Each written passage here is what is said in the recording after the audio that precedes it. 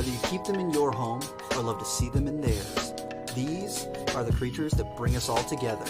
Reptiles.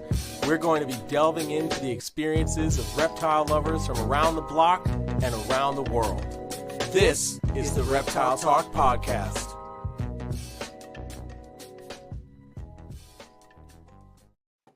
Boom. What is going on, everybody? This is Jeremy Turgeon from Brassman Reptiles.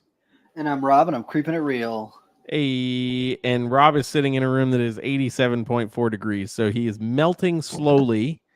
It is pretty toasty in here. I turned the fan off because I was worried about it on the mic, but you know what? I don't care anymore. Yeah, no, turn on your fan, bro. It's okay. It'll be okay. When I go and edit the audio and post, I can get rid of that frequency. It's okay. I don't sweat. You know, you saw me a nerd. I don't sweat very often. I'm sweating a little bit right now. It's true. Yeah. No, I give you props because I also know that it's hot, but it's also humid. So yes. Yes. It is so humid in here right now. Yeah, because I think we're two of the same folks when it comes to like we can tolerate heat pretty well, but when you throw that high level of humidity, that's when like, ugh. I'm usually good with it, but like without any air movement, it was just sitting on my skin, and I'm like, oh man. Right. James said it best. No wonder why your Wi-Fi is dropping. Your system is like, why? That probably is why. You know what? I'm gonna go open up a window real quick. Hold on. Go do it. Good Lord. Well, what is up, everybody? This is if you're watching on YouTube, round 2 of a doubleheader evening tonight, and we had a great chat with Matt from Reptile Revolt, and you can go check out that episode. That's episode 130. And if you're on YouTube, you're getting this all at once. If you're an audio only listener, you're getting these consecutively as they come out. Look, Rob is already cooler now that there's an open window and a fan circulating It's the shorts. air. It's just the shorts. The shorts are why I'm cooler. They got toucans on them. Amazing. Absolutely amazing. How many pairs of bird-related shorts does Rob own? That's going to be I a don't question. know, but I decided last summer that I'm going to be the weird shorts guy now, and Kristen's friend Meredith has been like, "Oh, I'm facilitating this," and so she's been periodically getting me lots of weird, funky shorts, and so I've got like tiger shorts now. I got dinosaur shorts. I got toucan shorts. I got alligator shorts. I got all sorts of weird, funky shorts. So it's my thing now. I'm not mad at it. You I'm witnessed definitely an not mad at it. evolution. It's true. I'm here for it. I'm here to see how it continues to develop and evolve. The alligator shorts I got have a 5-inch inseam, so they're hoochie daddy shorts too. I was gonna say we get into hoochie daddy territory. It's going down. Daytona, be ready, baby. There's gonna be a highlight on your Instagram, a highlight reel. It's called the hoochie daddy shorts. The hoochie daddy shorts. That's Yep. it, dude. That's it. And it's always only going to be from Daytona or any Florida trip ever. Oh no, they're going everywhere. When I did the Arizona trip, they're coming. Oh man. Yeah. This is my personality now. I'm again not mad at it, just trying to take Rob seriously while he's super energetic and hype about finding Molossus or anything like that. But then there's just the shorts showing, baby.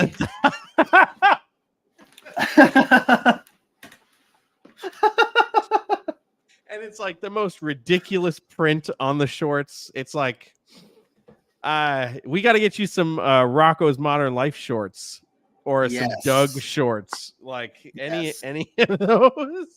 What I really am gonna do, I don't know if I should say it on air, but you remember the swimsuit that I brought to Daytona? Oh God, yeah.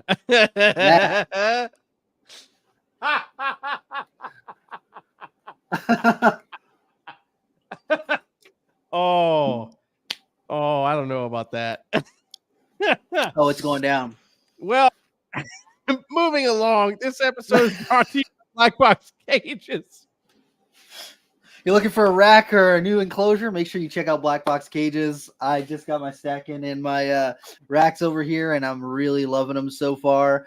I will be posting some videos going down the things that I love about them here in the next couple weeks or so. You can see I haven't finished. Don't look. I haven't finished setting them up yet. I got light panels and all that jazz, but I haven't dressed them up. Or these 2 out of 3 of these are actually empty right now. I haven't even moved the snakes into them yet.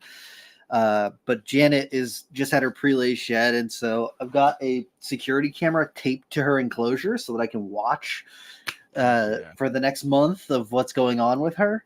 So I didn't want to move her into the enclosure until after she lays, because this is a very sensitive time for her. But the Fleb will be moving in there, and then I already moved Ursula into her enclosure, so I'm loving them so far. Dude. Heck yeah. So make sure you go check them out, blackboxcages.com, and go get yourself a new rack or cage, because we all need more racks and cages for things, right? Yes. Bam. Yes. Well, without further ado, let's get our guest, Christian Elmer, in the house. Bam. What's going on, dude? What's up, guys? Not much. Doing pretty man. good. Doing pretty good. It's a little toasty, but Yeah. I'm doing good. What's the temperature like out by where you're at? That's nice today. It's like low 60s. Oh, Sunny. Ooh. Yeah. About it to hit a was little more rain. 91 today. here. Yeah, I like it up here in the Northwest. See, Yeah, if it's that's below 75, I need like a jacket and a hoodie, because I freeze to death. So like I like it when it's like between 80 and 87. Once it gets to like 88, then I'm like, okay, it's getting a little warm now. Yeah, low 60s. That's perfect operating temperature. I'd take that. No. all the time. I'm with you, Christian. Like I'm cool with like 60s, even you could breach into 70, 71, 72. I'm okay. I'm good. That's perfect. Yeah, exactly. No, dude. When I lived in Maine, I had a thermostat for my room that was for the baseboard. I had it set to 82 every day. That's ridiculous. Rob is the human version of when you start to talk to monitor keepers and they tell you that their basking spots are like Right. 120 to 130. 130. Right, That yeah. is Rob in human form. I get all warmed up. I go run around and do things, and then I like chill out for a minute. Yeah. And then I go back and go do some more Forage. stuff. Go get some tacos, get some quesadillas, keep moving around, go herping. Oh gosh. So Christian, Documentary. thank of you so Rob. much for coming on, man. I appreciate it. I wanted Yeah, to get a chance to definitely. talk to you. You work with some of the stuff that I love as well, and I figured we could chat about some of that stuff. I'd love to hear your thoughts on some of the Borneo stuff. And then you successfully bred some scrub pythons, and I'd love to talk to you about that, because the world needs more scrub pythons. So Yeah, absolutely. I know our sort of paths have aligned in a lot of ways over the years. Ended up in a lot of the same forums and things of that nature. So yeah. Yeah, it's I probably have known you now for, I don't know, 10 years or so. Like yeah, online at least only. been aware. Yeah. Yeah. Heck That's pretty yeah. wild to think about. Time flies. I know. That's crazy. Yeah. Yeah. I get too focused in on things, and then I look up and I'm like, oh, I've been in North Carolina for almost 3 years now. What is going on? Basically what happened. Oh man. That's So for the people who might not have heard of you or the things that you work with, what are some of the things that you work with, and then what kind of brought you to where you're at right now? Probably the thing that most people know me from is the Borneo short tails. I've been doing that for the longest to most consistently, and then some red bloods along with that. And then I've had scrubs on and off, and then, as you said, just last year had some success with that. But I've also done a lot of Amazon tree boas over the years. I don't have any currently. trying to think what else. Those are kind of my big things over the years consistently. Besides, like I always have a handful of corn snakes and things like that. Just just for fun. I like having something at the shows that I can sell to a first time snake owner, and most of the stuff I have doesn't fall in that category. So I like to have a little variety. Heck yeah, man. Yeah. I find that it's so much easier to sell a corn snake than it is to sell a blood or a scrub. It's like I know that if I put a corn snake with anyone, they can do well with it, and I don't really have to worry about it. No, you got to be a little pickier with everything else. And I've done some shows where I've only had Borneos at the time to sell or something, which is great and they're fun to show off. But even the people that are interested, you kind of vet them and make sure they sort of understand what they're going to end up with. If I got a handful of corn snakes, I'll talk you into that. I can sell that to a 10-year-old and their family and feel real good about it and know they're going to have success the first time. So, yeah, for sure. True. So, as far as the I don't know what we should talk about first. I kind of want to talk about the scrubs first. Yeah, so, sure. Do it. Yeah, how long have you had the pair that you got those babies from? So I got this pair of Southerns from David Means in 2018. Okay.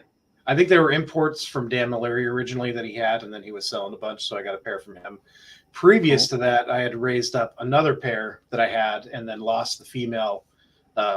She was full of eggs, so that would have potentially been my first clutch in 2018, and then that went down. So I sort of started over and raised this one up. And yeah, so they're both, what I say, 6 years old now, 5 or 6 years old.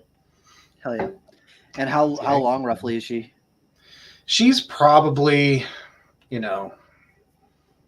a slim 9 foot would be my best estimate. I don't get her out very much. She's not the friendliest.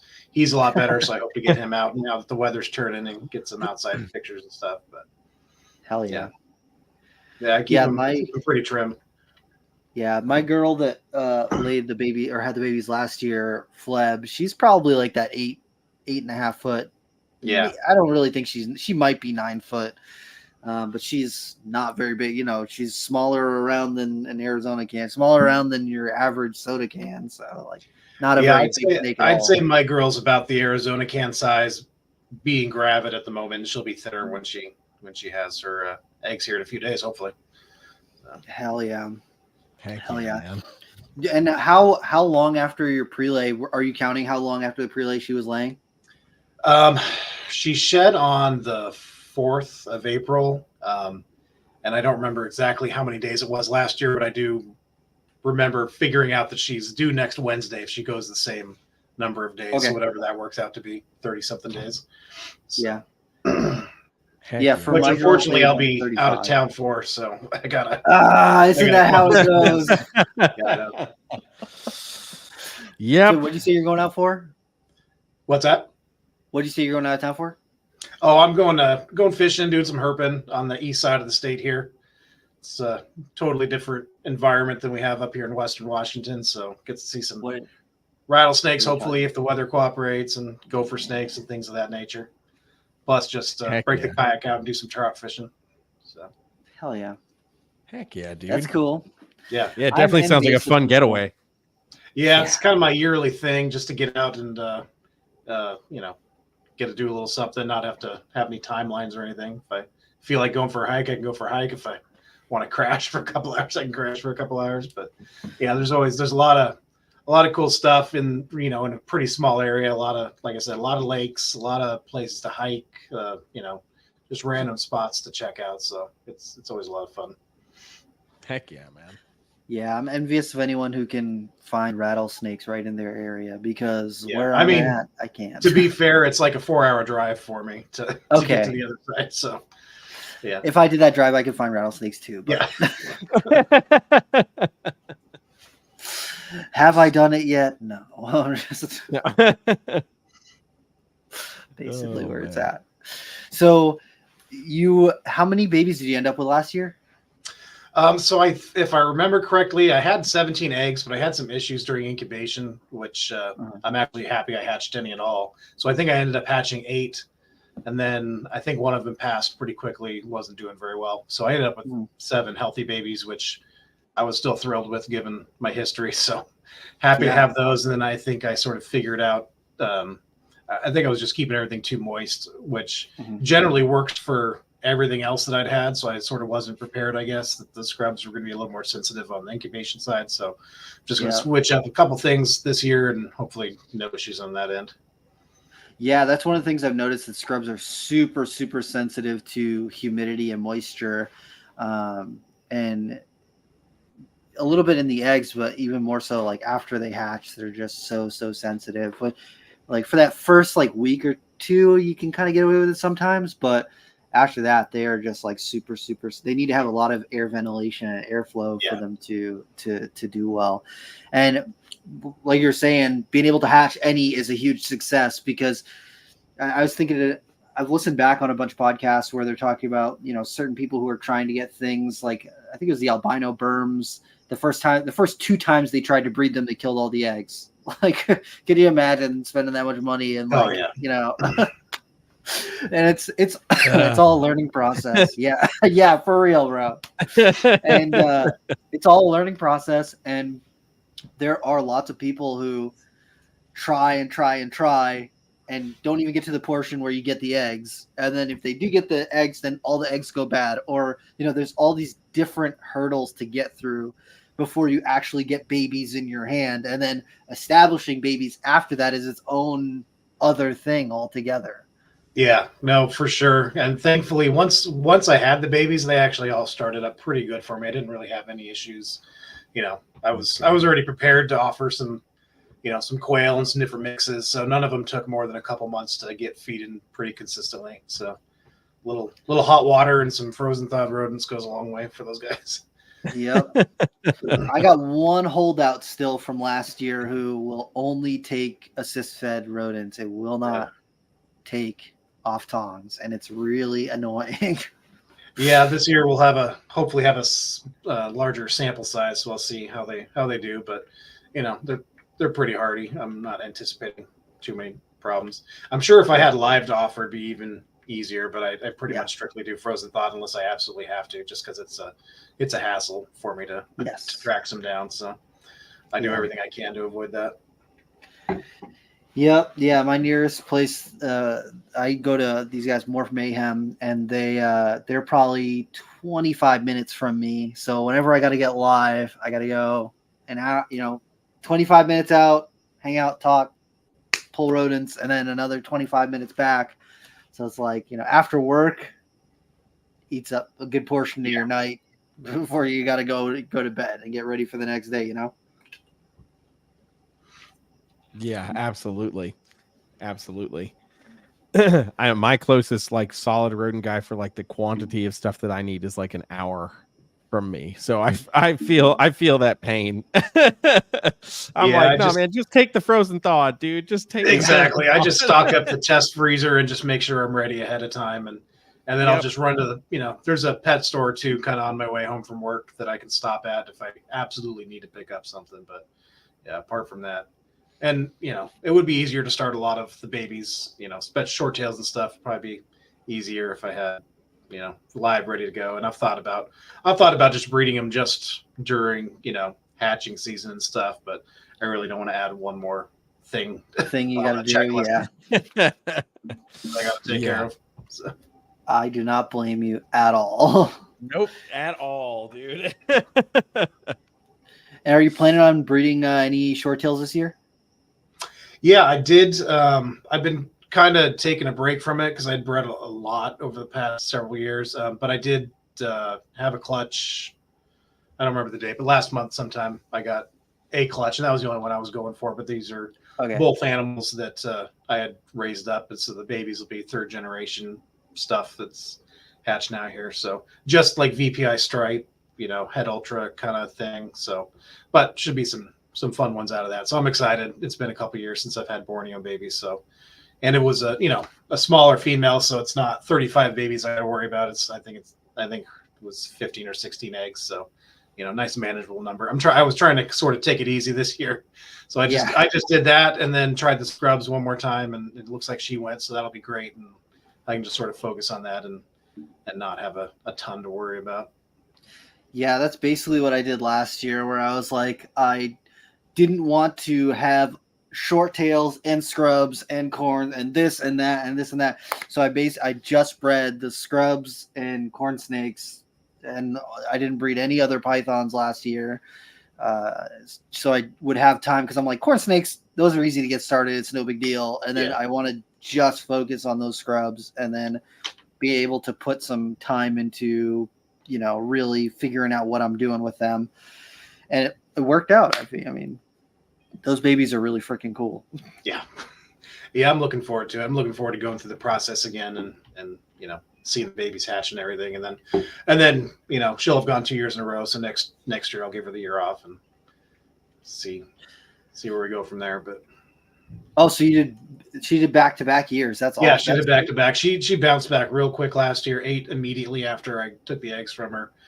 Looked in real good shape. So I figured, why not give it a shot? And she'll do what she does. And yeah, she looks great. Looks like she's packed full of eggs. So super dark, doing the usual. Hell yeah. Yeah. That's when because like when maybe a month ago I was looking at Janet and like the males are growing crazy, and I was like, okay, I'll throw them together. And then she went through a shed cycle and she looked normal, and I was like, oh man, maybe I fucked it up. Maybe I missed it. And then like a couple weeks ago, I was like, oh, she looks like a little bit darker right now. And then she went into a shed cycle, and now she's black. And I'm like, oh, okay, never mind. I was a little early. And I look back at like my notes from 2 years ago, and I'm like, she is still a little early, but this is like basically the same amount of time that she did last time. No, it's once you have it in front of you, it's so obvious though, sort of what they're going through. Once you actually see it, there's no guesswork. Yeah. It's not like with any of the other snakes, because like there's hardly any other snakes that do that when they're going through their reproductive cycle. Like ball pythons, I guess you could say that they like glow, they like lighten up a little bit. Sometimes, not all of them do it. Not nearly as obvious as I've seen in the scrubs. So yeah. And I thought I heard that Bolins do that too. I could be wrong though. There's such a small sample size with those anyway that like, who knows? Yeah. Revisit that topic in 10 years and we'll see. Hopefully there will be a better sample size. Hopefully. I mean, maybe like, maybe. Who knows? There'll be at least one more, please God, at least one more captive U.S. collection the next decade. There has to be. There just has to be. That's what I'm saying. Please God. There's other people I know who have got stuff that they're raising, and they just don't talk about them.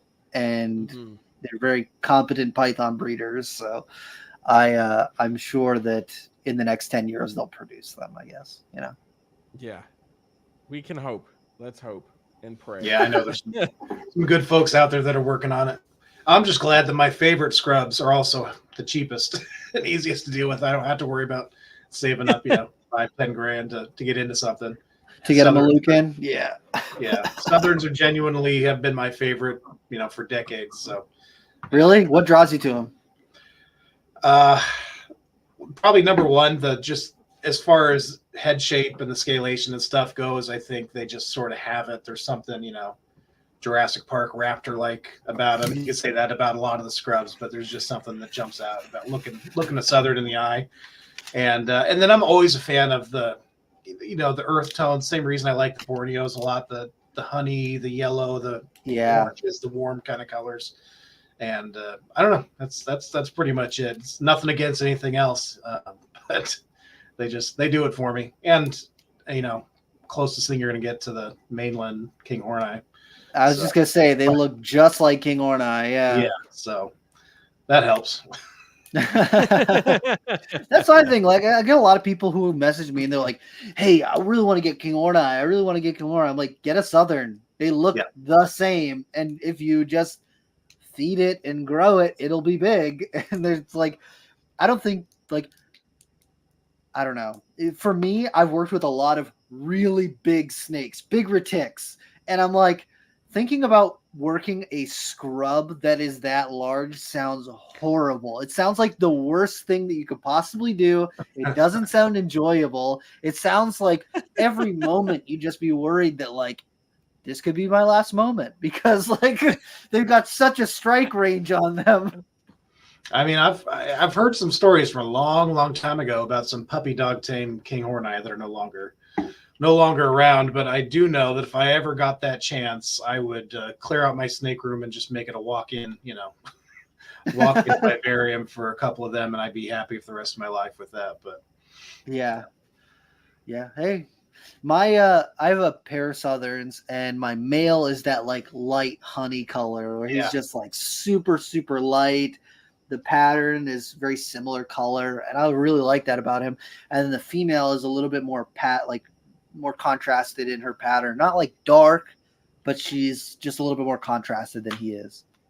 Yeah, both of mine turned out to be fairly heavily patterned as adults, which I don't mind. I like the extremes. I don't mind a good mix in there. So some of the babies, especially, still have that red coloration, but you can really see that pattern coming through, and that's a lot of fun to watch. Yeah. See that coming in. Yeah, seeing them go through their first couple sheds and being able to see the pattern really, because when they're born, like even with the Borneos, you can barely see their pattern at all. Yeah. And then after their first couple sheds, then you really start to see what's going to come out from underneath it. But like, yeah, with the Southerns, I bet you it's right around the same, Yeah, it's a lot of fun to watch. Heck yeah. And you're doing what size enclosure do you have your adults in? They're in 6x2x2s right now, so they can stretch out pretty good, and that seems perfectly adequate for where they're at. Maybe 5 years down the road when they're both put a little more size on, I might look at doing something a little more extensive. I've got kind of plans in my head for like a stack of big like corner enclosures or something along those lines, but I'm not sure what I want to do yet as far as that goes. But cool. Yeah, the 6x2, and then I have a nice shelf going across the whole backside, and I might mix that up a little bit, but it works pretty well, and they both seem to utilize all the space pretty well, so I like that. Yeah, I find that with mine, I have branches in most of them, and like almost all of them use the branches, but they like pick times because like Fleb has been on her branch for the last 2 weeks, and then the week before that she was using her hide, and then she'll use her water dish a little bit.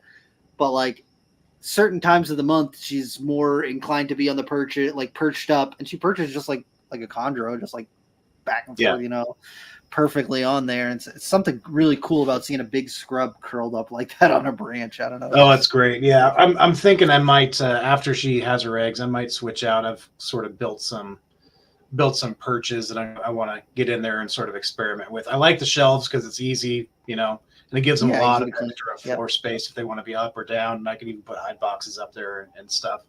But from a display perspective, I do miss having the little more naturalistic, and it might be worth the pain of getting them out to mix it up a little bit. Yeah, I haven't used shelves in any of my enclosures. I feel like they would use them. I just I've not done that yet. Yeah, I mean, obviously, it's a lot easier when you're trying to get them out of there. If they don't have anything, they can wrap around. Wrap onto. That's probably that plus the extra floor space it gives is probably the primary benefit to it. But yeah, I don't know. I like trying different things, giving them different options, and see what they use and what they don't. Hell yeah. Yeah, I think that Janet, she does not use perches like at all, but I think that's because when I was raising her, I raised her in racks, and I didn't give her a lot of branch. I gave her like cork bark for her to sit on, but it was like flat stuff. And so when I'm holding her, she doesn't wrap like a regular scrub does. She like sits all wonky and everything. I think that's because I didn't give her that much space, and the space I was in, I didn't really have the space to do that. And so she's a little bit different, but all the rest of the scrubs that I've got, they all use branches. And so all my babies I've been using branches with too, to make sure that they are able to do that and to utilize all those muscles, Yeah, there's nothing better. The very first scrub I ever had back, 20 years ago was a Southern that I raised up from Yasser Mustafa. It was a gift for him, and I raised him up, and that's when I still lived at home, so I had the cage in my bedroom and everything growing up. But had that all decked out with the branches and everything. There was nothing better than seeing him, 8.5 foot curled up on display under the lights and everything. And he was as friendly as they come as far as scrubs or pretty much any snake goes. So could even take him out and with the kids and everything. So he was a great snake, and loved watching him. That's awesome. That's so cool, man. And so what direction, I know I've been bouncing back and forth a little bit with the Borneos and everything, but the Borneos, what's the vision? What's the direction you're heading in with the project? Because you're working on, I think you said 3rd generation from your stuff. Yeah. I wish I had a better answer to this question. My thing has always been I sort of pick what I like and then raise them up, and I'm happy to sort of just produce babies from those animals that I can get to other people for reasonable prices that I know are healthy, sort of producing that pet level animal. And I'm not great at sort of the long-term planning, other than I just sort of decide, hey, I like this one. This one's going to stick around here for a while. But ultimately, I mean, when it comes down to it, I have some pretty reduced pattern stripes and some nice, like I said, ultra. There's also a little bit of the fade line from Keith Brady mixed into. So, curious to see what comes out. But it'll all be, super stripe type things. I have produced a lot of redhead stuff over the years that I've sold a lot of the babies from. And sort of the founding stock males were very redheaded, so I kind of wish I kept more of those if I were to go back in time and pick a direction. But, we'll see what comes out of this one. There's still a fair amount of orange head left in what I have. So, yeah, I think that it's. I guess like I'm thinking about the question now, and I'm like, oh yeah, like I can say this is kind of the direction that I want to go in with Borneos, but then they're also so polygenic that like even if you're saying I'm going for this, you still end up with so many other different and I mean that's ultimately one of the main reasons. I mean, let me rephrase. There's a ton of reasons I like Borneos, but one of the things that I love is the variability. And if I can get that out of any animal, that's also the reason I like Amazon tree boas. I like producing a mix, and with that, then I can just sort of be happy to have what I have and produce that mix. And there's a little bit of everything for everybody in there, and then I can sort of pick through and keep what I like out of it. So I'm very much about that, and any animal that can have that sort of variability in there, I'm a fan of. But it does make it a little more difficult sometimes to sort of pick a direction that you want to go. Yeah, it makes it harder on the hold back sometimes. I mean, I've been looking at everything. I'm like, I need to hold this back and this back and that back. I feel like there's an annual at this point, because we've been doing the podcast for so long. There is an annual thought of how many holdbacks will be in Rob's rack this year, because the number is never the same as what he says it's going to be. Yeah, dude, those baby scrubs from last year, I've got like 3 of them that I'm like, okay, these ones I can definitely sell. And then I have another couple of them that I'm like, maybe I shouldn't sell these because they're so heavily, they're like, it doesn't make sense because both the parents are very like reduced pattern. But there's a couple babies in there that have got like an exorbitant amount of pattern all the way down their whole body, and I'm like, oh man, maybe I shouldn't sell these freaking things. I was planning on just moving all of them out, but like after the first couple sheds, I'm like, oh, maybe I shouldn't move these. No, it's tough. I've got 2.2 left for my last year's Southern clutch, and I kind of got to decide what I'm going to do at this point with those. I don't know. At least keep a pair just for safety and memorial sake over the next couple of years. But it's challenging, especially with something that's so sort of near and dear to your heart as well. Mm-hmm. Yeah, absolutely. So I want to jump over to the corn snake thing just momentarily. Is there I'm a corn snake geek, but like is there a specific morph or combo that's just really caught your attention as you've worked with them, or is it just another also kind of like I like the mix because you really never know what the hell's going to come out? I mean, that's definitely part of it. Something I've always sort of, and I'm not super up to date on some of the more newer corn snake morphs, but something I've always sort of gone back to is like the ghost stripe sort of look, or lavender stripe, or like I have a sun-kissed sun-kissed ghost stripe right now that I'm raising up that sort of popped up out of nowhere out of clutch last year. So anything sort of that is, for whatever reason, has always sort of drawn me to it. So anything I can do where I can guarantee myself, something along those lines, or the parents, something along those lines, and then whatever else comes out of it, again, it just makes the table look nicer when you go to a reptile show and you got a little bit of everything, you can absolutely show off and have people pick through. So that's sort of why I do that. And then, and I want to get more into the locality stuff too, which Yasser's doing a ton of, and I've already got a pair of Scotland County corns from, is it Josh Easter? I got to double check, but I know Yasser's also got a bunch of stuff cooking that'll be coming, so I'll probably be picking up some more, a few different things from him as well. It's good old fashioned wild type corn snakes. Heck yeah. I love seeing folks get really into the locality aspects of some of these U.S. native because for the most part, for the longest time, it was just like, no, we're just making these cool things and whatever, and that's what we're focused on. But it's like, no, some of these localities have some really interesting looks to them, and like, let's explore that and actually kind of dive into it a little bit. I think Cal King's very similarly to that. Like, we see a lot of the locality specific stuff really becoming more available and more spoken about, which is really cool. Yeah, I think that's really cool. And at least when it comes to the Kluberts and stuff, I've sort of decided that unless I can get something that's at least locality centric, or I'm going to sort of hold out for those sort of things. Just, there's just sort of a neat thing about knowing the history and having that connection to a specific time and place. And then, all the rainbow clutches of corn snakes, that can be sort of a separate thing. I really want to pick up just a nice pair of like locality black rat snakes is a big one on my list, and hopefully I'll be able to make that happen this year, and just other stuff like that. So it sort of started. Ryan Young had collected some Brewster County emery rat snakes several years ago, and sort of gifted those to me as babies. And so I thought that was really cool, knowing like the precise location that those babies have been picked up from. So that sort of like got me a little bit tilted towards that direction, and less into, the morphs and things like that. So, yeah.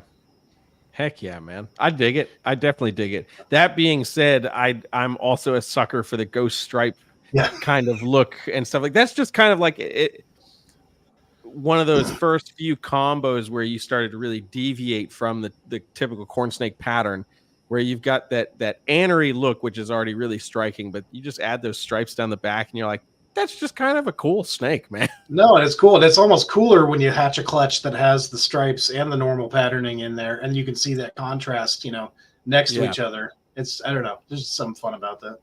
Absolutely. Like I said, I'm a variety guy, so anything I can do to get a little mix is all good with me. Yep. I'm with you on that for sure. There's so many unknown hats is all I gotta say. So many.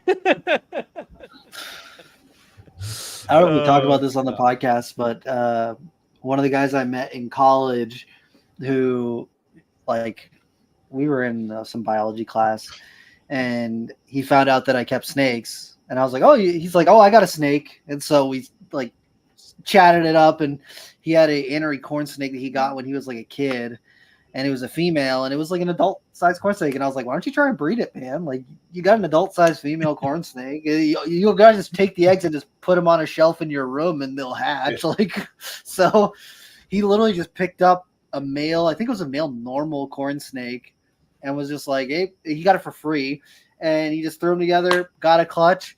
And I was like, it's probably just going to be a whole lot of nothing in that clutch, man. Just so you know, it's probably not going to be super exciting. Dude, he got aneries, snow, like tri-stripe stuff. He got albinos. There was a little bit of everything in that clutch. Yep. Yep, Yeah, sounds like, about how right. It snows. I don't understand. No, it's funny because I actually 3-4 years ago I hatched some like random hypo motley snow things that I wasn't expecting at all was in any of the parents. So I kept those back, and actually I could have bred those this year, but I decided to, like I said, taking it easy, so I'll breed them next year. But it's just fun. It's just fun. It is. It's It just so definitely weird is. because he had that corn snake since he was a kid. Like, so it Yeah. had those hets back then. Yeah, it's crazy. Right. Don't worry, Rob. In the next like 10 or 15 years, it'll be happening with ball pythons too. I thought you were gonna say scrubs, and I was like, "Don't you dare say that!" No, not with scrubs. No, but with the amount of breeders that I hear talk about just letting like pastel Milling het double clowns and hets or shit. whatever. Yeah, just like all that stuff just kind of float away. It's like, nah, at some point we're gonna see some 8-year-old that's just like, I made a pastel clown pied. Like, Yeah. Yeah, at a certain point, it doesn't become worth their time to even list it as anything. It's just exactly. out. Yeah.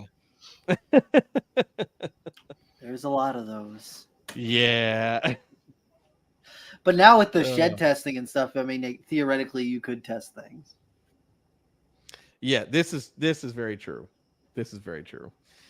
But yeah, no, that'll be interesting to see one day. I mean, I remember just a couple of years ago, I forgot what the pairing was of ball pythons, but like popping out hypos from a clutch from a pair of animals I did not know was het hypo.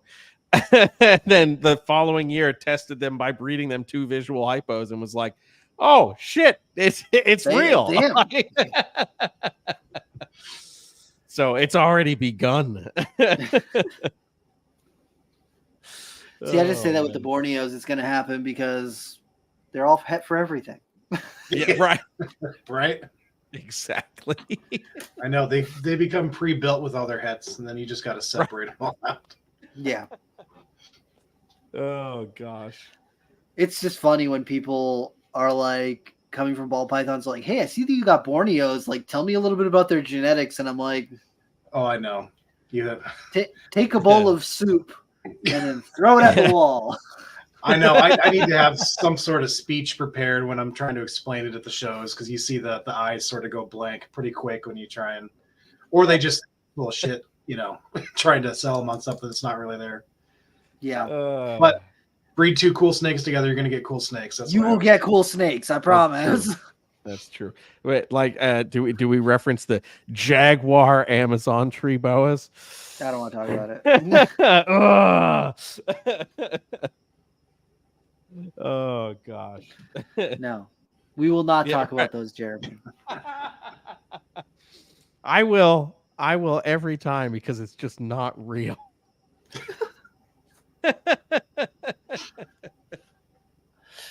So are there any projects that you are wanting to get into that you don't currently have?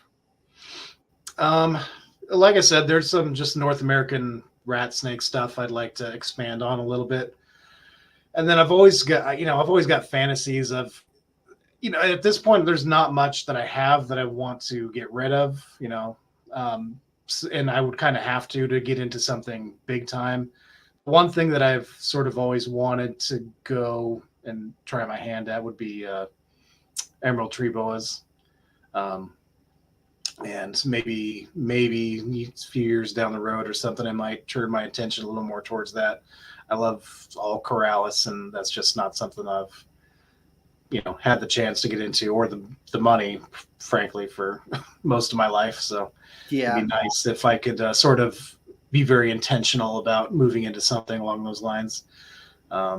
Madagascar ground boas are another one, but they all would take up a fair bit of room and probably have to move out a lot of the short tails to sort of make that work, if I could even find them these days. I haven't looked lately in the past couple of years, but those have been something that's been on my list. But yeah, I mean that's it. And there's always, there would always be more scrubs and stuff, but I'm not looking to really build up a big collection. I sort of, my snake room is about 1/3 of a 2-car garage, and it works great to sort of limit myself, as somebody that works full time and everything. And that's perfect. It can fit my animals plus my babies, and not much else in there. So I Yeah. I gotta kind of really think about what I'm gonna do and not overwhelm myself. So yeah, but there's always stuff out there. I might come across something tomorrow that blows my skirt up and never thought about before.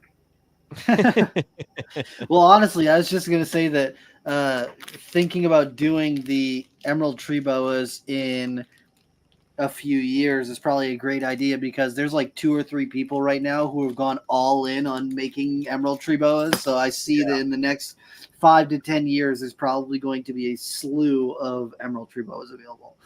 Yeah, that'd be something fun, something to keep an eye on for sure. Look for an opportunity down the road. Yeah, they're cool. They're I feel like a lot of people just have always had emerald tree boas as like a one day species, something that they always wanted. Like for me, the basins have always just been in the back of my mind is like, man, I would love to have one of those on display. They're just so big and bulky and the green with the white stripe and everything. They're incredible. And I think that the draw for them as opposed to like green tree pythons is like, I feel like for me, they seem a little bit more hardy than green tree pythons do. Yeah, it's funny because, to anybody unfamiliar or even somewhat familiar, but somewhat new to the hobby, they sort of think of green trees and emeralds as sort of these, basically the same thing, just one's a boa and one's a python. But when you really take a look at them, I mean, even what their size should be and everything like that, they're very different snakes. They, they just both happen to be green and sit on a branch. But yeah, I definitely the size potential of the Corrales. I like bulky snakes. I'm not gonna lie. So green trees are I know a lot of people obviously keep them a lot bigger than they need to or get them a lot bigger than they need to. They should be pretty small and slender snakes. So something that's a little chunkier and like you said, puts on a good display would be a lot of fun. Yeah. Have you ever done any lizards or no? Just crested geckos. I did that for a couple years. Just kind of, they were available at a local show. I'm like, oh, that'd be fun. They're pretty cute, and I did that. And now I sort of wish I'd kept them so I could produce some feeders from the the baby. I produced quite a bit, so I don't know. I might get those again someday, just because they're so low maintenance and they're fun. Very prolific. The nephews over they get a little bored with the snakes eventually, so it's nice to have a lizard that'll jump around. They can show up. Yep. They're so cute though. They are, and there's a lot of related species, of course, I could see myself getting into, but the bottom line is I'm somewhat of a lazy keeper.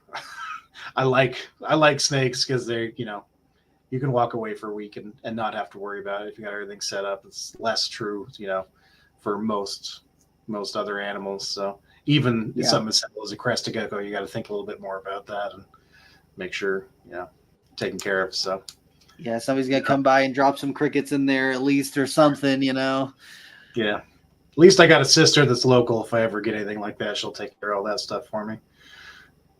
That's good. That's good. Having somebody you can rely on is huge. Yeah, she's 10 years younger, so she grew up with me having everything, just at home. So, I got pictures of her with a Borneo when she's like 6 years old out in the yard, probably circa 2000, something like that. And she actually, I wish I was that cool. We were on vacation last year, and when my Macklotts were hatching, which was the first time I'd produced those, so that was exciting. But she was able to come over and get the babies taken out and get all that taken care of. So I'm glad she's around that she can do that. That's so cool. Heck yeah, man. See, my sister has been around the reptiles our whole life too, because I've had stuff forever. But like before I was 13, we only had lizards and tarantulas and stuff. But I remember one time one of my Borneos got out of the rack that I had them in, and it was like a probably 3.5 foot female Borneo, and ended up in her closet.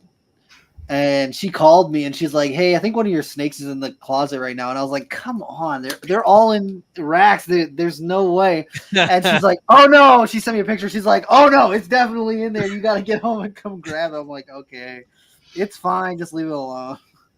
Oh god. She's not afraid of that stuff though.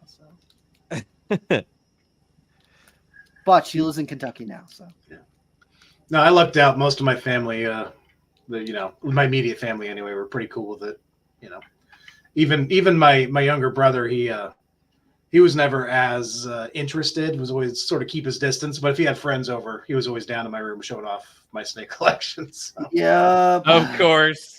That's how it goes. Don't bite on That's my how- cool. Yeah. Oh man. I'm trying to think. Like back in the day, I had some like me and a few of my friends were like getting crested geckos and stuff, and we would just like cherry pick little things here and there, chocolate harlequins, this, and this. And I'm like, man, if we had held on to some of that stuff, I bet you we would produce some really cool stuff by now. It's like, but that's the nature of the beast. Some people, you get stuff, you move them on, and then you regret moving them on, then you get them again, and then The revolving door. Yeah, that's how it goes. Yeah, absolutely. It's the revolving door, and it's always the one that got away. The one animal that you're like, I should have never sold it. I know there's definitely been some Borneos I've seen pictures of over the years that I've sold to folks that sort of disappeared into the ether eventually, but it's like, that never should have left here. Yeah, Kind of like yeah. the redhead stuff I was talking about, a couple of those, and just some crazy tiger patterns, things that, again, I'm not great at the long-term planning. I just happy to produce healthy babies that somebody else wants. That's kind of my ultimate goal. Yeah. Yeah, I'm pretty sure that I sold one to I think it was Jordan Stillwell, and I had two of these babies that look pretty much identical, and they're like super reduced, lots of black spots on them, and I was like, I don't really want to sell these. And I had one that was like eating really good, and then one that was like kind of eating okay, but like it would miss meals here and there. And he was like, I really want that one. And I was like, I don't really have a whole lot of money right now. I guess I get that. And I sold it to him, and he sent pictures since then. And I'm like, man, I shouldn't have sold that. And then the other one starved itself to death and died. And I'm like, man, I can't believe I let that thing go. Oh, regret. Yeah, but he's going to be cool stuff with it. So, Yep. It happens. That happens. Yeah, I felt that way. I remember that one crazy zebra carpet that I sent to Steve Katz. Ooh. And Yeah. just like, and I remember doing that and being like, looking at it as I was putting it away in that bag and being like, you're probably going to be the nicest one. And sure as shit, then like 2 months later, there's pictures and I'm like, damn it.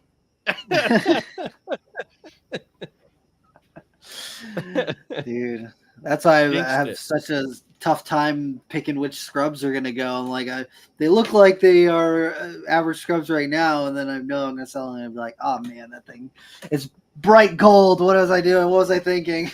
Well, I know the scrubs are tough because there's a lot more subtlety to them until you really see them at a couple years of age, and then you can really see what they're going to end up like.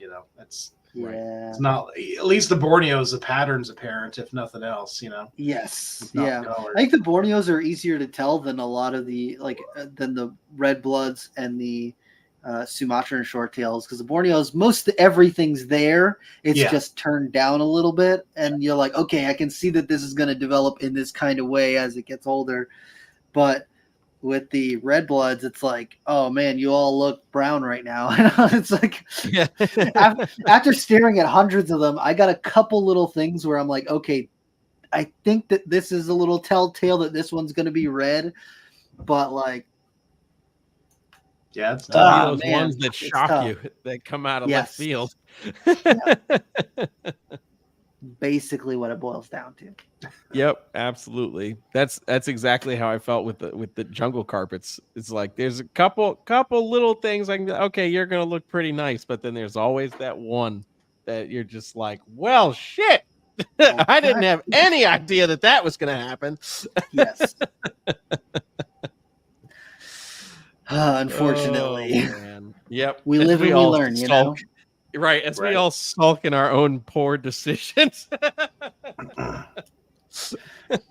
My thought behind a bunch of that stuff is like, I still have the adults to make that, so I can make it again if I need to. Right.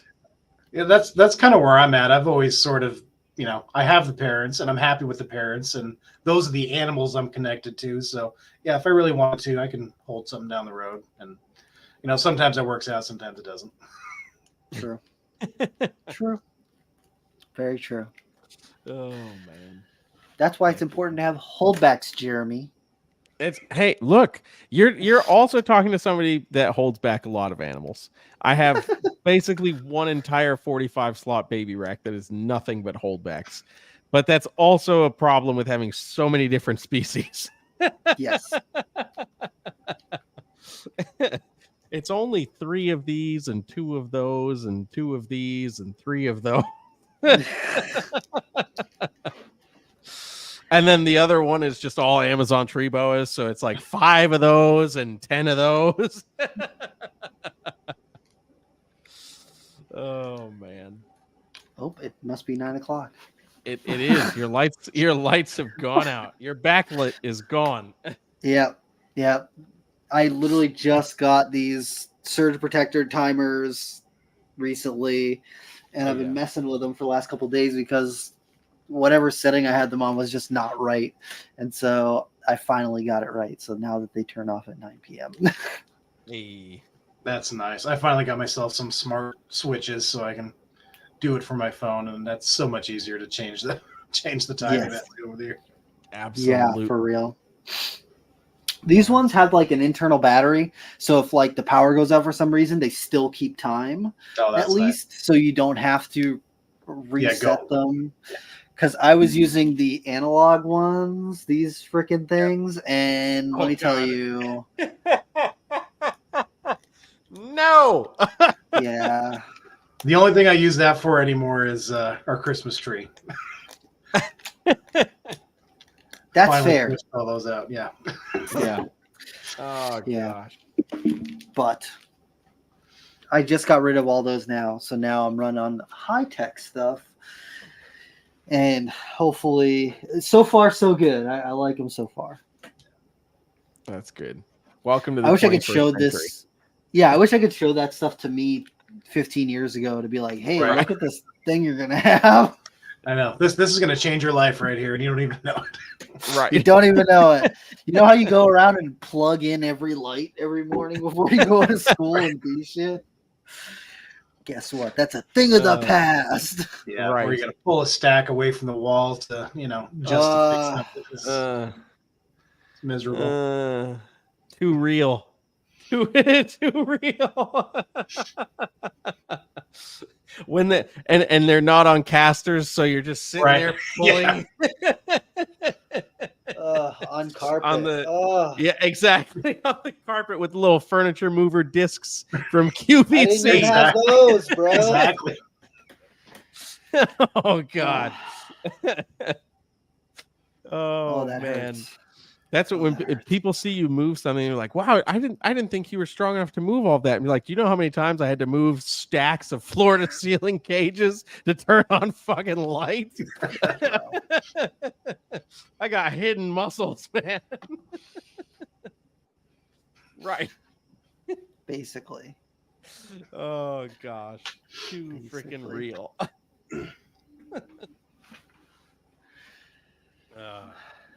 Dude, hell yeah.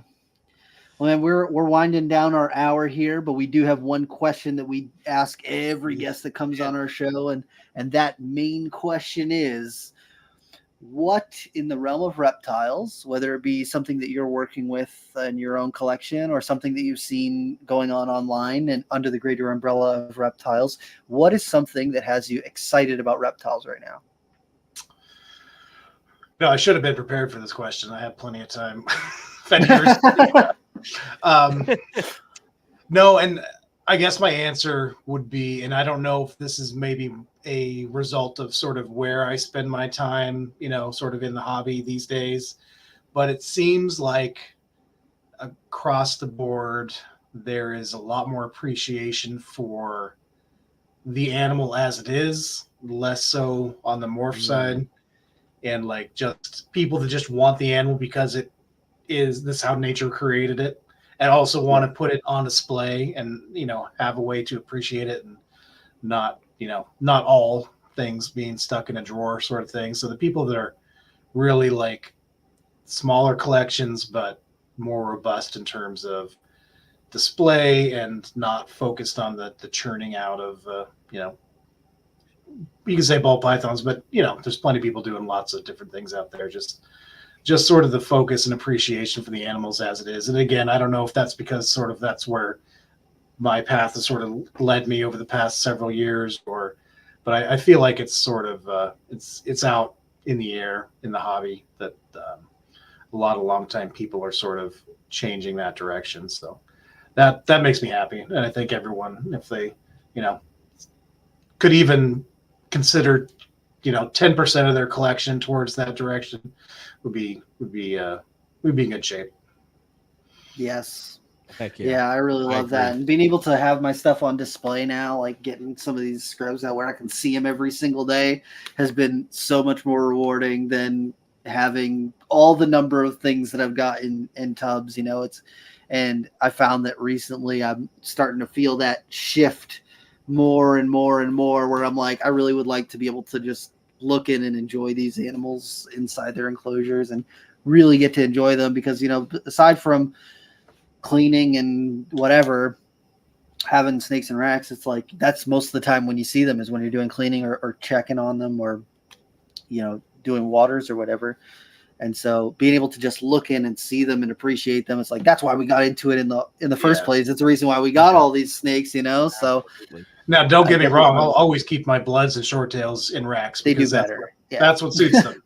Yeah. So I'm not saying that, and I'm also believe me, I'm not a big proponent of some of the folks that are in some of the naturalistic vivarium groups and some of all those things. I think there's some extremes in there that are not willing to sort of listen to reason in a lot of ways.